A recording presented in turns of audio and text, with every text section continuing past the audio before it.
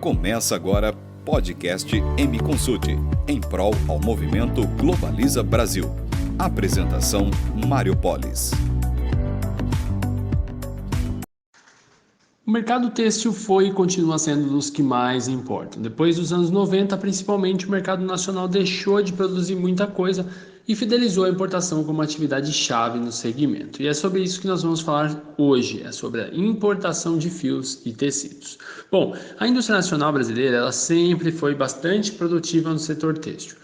No entanto, após os anos 90 e com a abertura do mercado do Brasil, esse segmento se enfraqueceu muito, principalmente com as plantas produtivas brasileiras que elas já não estavam mais produzindo no mesmo patamar e também não estavam no mesmo ritmo do mercado global. Isso fez com que muitas fábricas fechassem nos últimos 30 anos ou fossem substituídas parte ou integralmente por seus processos produtivos, na verdade, por importação.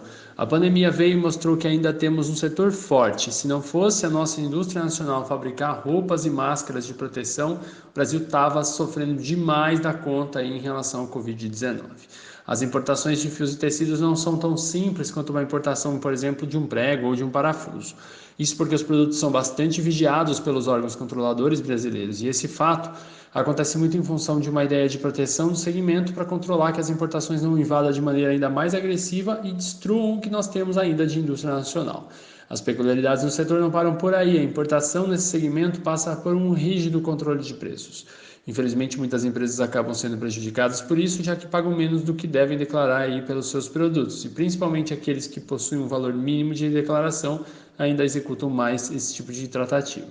O segmento também é o que mais paga impostos. A NCM do setor apresenta um tax aí, dentro da variação da tarifa externa comum, alíquotas entre 16% a 35%. Dependendo do produto, só no imposto de importação isso já representa uma boa parte do valor da logística e da parte aduaneira do processo. É importante mencionar que esse segmento ele possui ainda muitos controles com licenças de importação que, de certa forma, acabam sendo uma barreira não tarifária da nossa política de comércio exterior frente aí às importações do segmento. Importantíssimo tentar comprar aí as ordens FCL, ou seja, em contêineres fechados no caso. Essa dica ela se dá porque os fornecedores eles podem, dependendo do tipo de produto que você está comprando, até vender cargas menores do que isso. Só que os preços são totalmente diferentes quando o volume aumenta.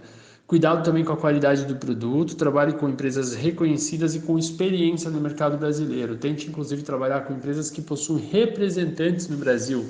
Isso facilita muito seu negócio. E, por fim, não menos importante, evite entrar em discussões sobre valor de declaração de importação. Prefira tratar importação com incentivos de ICMS, por exemplo.